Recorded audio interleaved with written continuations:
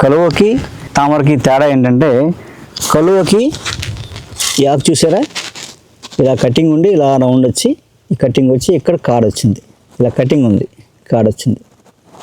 ఇది కలువ అన్నమాట. కలువ పూలు రాత్రి విడుస్తాయి అన్నమాట, చంద్రుడికి విడుస్తాయి. తామర పూలు ఉదయం విడుస్తాయి, సూర్యుడికి విడుస్తాయి అన్నమాట.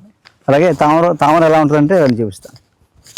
తామరాకు చూసారా, ఈ ఆకు అంతా రౌండ్గా ఉంది, ఎక్కడ కటింగ్ లేదు, రౌండ్గా ఉండి మధ్యలో కాడ వచ్చింది. చూడు కాడ వచ్చిందా, మధ్యలో ఉంది, చుట్టూ రౌండ్గా ఉంది, ఎక్కడ కటింగ్ లేదు ఆకుకి. ఇది తామర పువ్వులు. ఇవి ఉదయం పగలు విడుస్తాయి అన్నమాట పూలు, అంటే సూర్యుడికి. రాత్రికి చంద్రకాంతికి కలువలు, సూర్యకాంతికి తామర పూలు విడుస్తాయి. అది విశేషం ఉంటుంది. మన జానపద గేయాలు కానీ, మన పాత పాటలు కానీ, సాహిత్యంలో కానీ ఈ మొక్కల మీద ఎన్నో పాటలు ఉంటాయి అన్నమాట. అండి మనం పాటలు వింటుంటాం, చాలా అద్భుతంగా ఉంటాయి, మధురంగా ఉంటాయి పాటలు. అలాంటి పాటలు వీటి మీద అంటే మొక్కల యొక్క తేడాలు కూడా, వాటి అందాలు, వాటి మధురాలు అది నాటుకుపోతాయి మనకి ఆ పాట రూపంలో. అలాగే కలువకి చంద్రుడు ఎంతో దూరం, కమలానికి సూర్యుడు మరి ఇంకా దూరం, దూరం పెరిగే కొలది అనురాగం పెరుగుద్ది అనే సాహిత్యంతో ఒక పాట ఉంటుంది. అలాగా ఆ పాటలో అర్థం అంటే రెండింటికి తేడా చెప్తున్నారు అన్నమాట వాళ్ళు. అలా ఎంతో అద్భుతమైన సాహిత్యంలో మీ మొక్కల గురించి ఎంతో మధురమైన ఆ పాటల ద్వారా మనం ప్రకృతితో ఎంత కలిసిపోయి ఉంటామో ఆ పాట గుర్తొస్తే ఆ మొక్కలు గుర్తొచ్చేస్తాయి ఉంటుంది. అలా మన విజ్ఞానం మరుగున పడిపోకుండా పుస్తకాల్లో కాకుండా మస్తకంలో ఉండేలా అలా మన సాహిత్యం ద్వారా మనకి ఎంతో విజ్ఞానాన్ని అందించిన కవులకి హృదయపూర్వక ధన్యవాదాలు. మనకేంటంటే మనం దేవతావనాలు చెప్పుకున్నాం కదా, దేవతావనాలను ఎందుకంటామంటే ఏ దేవుడికి ఏ చెట్టు ప్రీతికరమో దాంతో మనం పూజ చేస్తాం. ఇప్పుడు వినాయకుడికి గరిక, శివుడికి మారేడు, విష్ణుమూర్తికి తులసి, అమ్మవారికి లక్ష్మీదేవికి తామర పూలు, ఇలా రకరకాలుగా ఒక్కొక్క దేవుడికి ఒక్కొక్క మన పూర్వీకులు వనాన్ని పెట్టారు. అది పవిత్రవనం, దేవతావనం అని చెప్పుకున్నాం చాలా. అయితే వాటిలతో వంటలు వండుకుంటారు. ఇప్పుడు గరికతో పచ్చడి చెప్పుకున్నాం, అలాగే మారేడుతో షర్బత్ చెప్పుకున్నాం,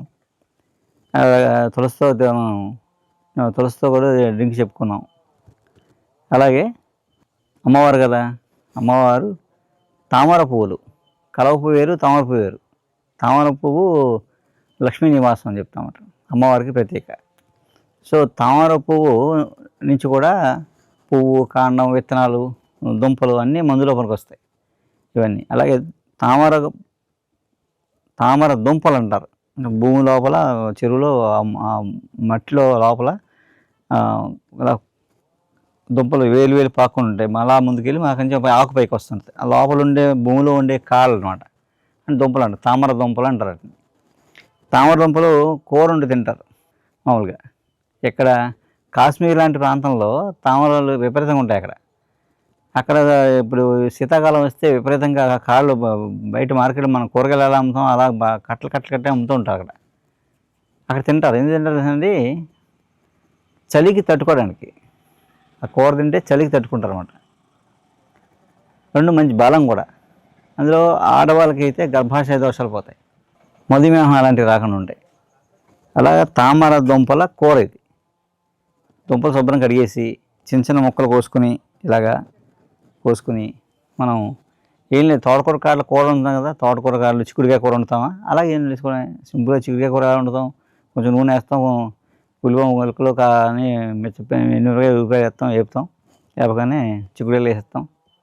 అలాగే కూర ఏంటి, ఈ కాళ్ళు శుభ్రం కడిగేసి కోసు ముక్కలు పెట్టుకుని పచ్చివి అనమాట పెట్టుకుని కొంచెం నూనె వేసి ఎనిమిరకాయలు, ఉల్లిపాయ ముక్కలు, శనగపప్పు, మినపప్పు వేసి పోపు పెడతాం. పోపు పెట్టి అది వేగుతుంటే పసుపు, కారం వేసి ఈ ముక్కలు వేసేస్తాం. ముక్కలు వేసి బాగా కొంచెం ఉడికాక కొంచెం పోయాక ఈ ముక్కలు వేసేయాలి. ముక్కలు వేసి బాగా ఎగితే ఆ ఉల్లి అంతా ఈ ముక్కలు పట్టుకొని క్రిస్పీగా తయారవుతుంది, బాగుంటుంది. అంటే కరకరలాడుతూ ఉంటుంది, చాలా బాగుంటుంది. బాగా ఉడికిపోయాక దుంప బాగా ఉడికిపోయిన తర్వాత తీసుకుని ఫ్రైలాగా మనం దొండకాయ ఫ్రై, బంగాళదుంప ఫ్రై చేస్తాం కదా, అలా ఫ్రైలా ఉంటుంది అన్నమాట, చాలా బాగుంటుంది. ఉట్టిది కూడా తినేయచ్చు స్నాక్స్ లాగా. అలాంటి శీతాకాలంలో చాలా మంచిది. మామూలుగా ఇలాంటివి తింటే ఏంటంటే మనకి ఈ శీతాకాలంలో వచ్చే దగ్గు జలుబు కఫం లాంటివి రాకుండా ఉంటాయి అన్నమాట. అలా సంవత్సరానికి ఒకసారైనా తినాలి, తింటే మంచిది.